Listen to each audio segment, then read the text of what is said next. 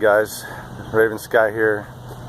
This is part 2 of airing up the tire after fixing the flat. So I've got Ryobi power inflator that I bought. I had it a while back and I've never used it before, and I also have the battery that I'm going to use with it. Right now it says it doesn't have, you probably can't see this, but there's a little gauge on here that says how much battery it has, and it's got little to none at this point. So I'm kind of hoping that I can fill up the tire as much as I can without the battery going bad. So I guess we'll see what happens here. I'm going to take this off real quick. Max PSI is supposed to be 44 for these tires.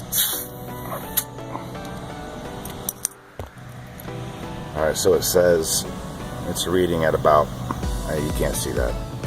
So let's hook this thing up and see what happens. Alright, so I've got this portable inflator hooked up to the tire, and it's got a little gauge with it too. And you may or may not be able to see that. Yeah, I don't have a great camera phone, so just the way it is. It's reading, I don't know, 14 PSI, something like that.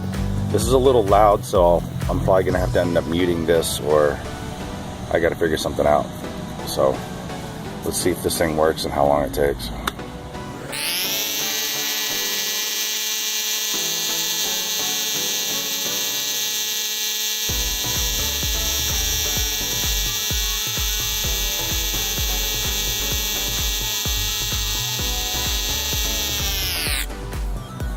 So it's definitely working at this point. It's almost up to 30 PSI.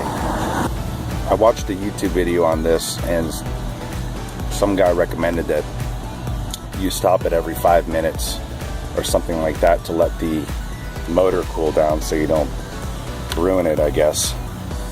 So that would probably be recommended. But I would encourage you to do your own research and make sure you don't ruin this thing when you use it. And keep a full battery. So let's just keep going here.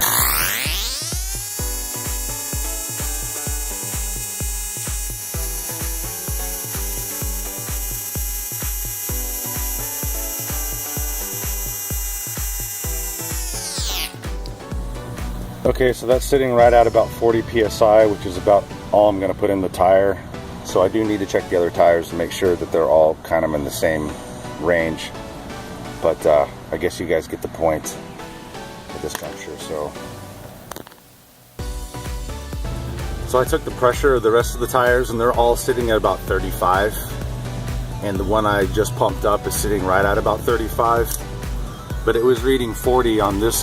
It was reading 40 on this gauge. So it may not be accurate. Either this tool or this may not be accurate, but you can get a good average. But yeah, and I'd also recommend you have like and this is a piece of shit, but it kind of works.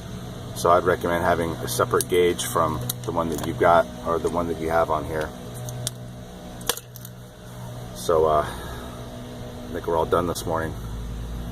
Alright guys, until next time, I'll see you.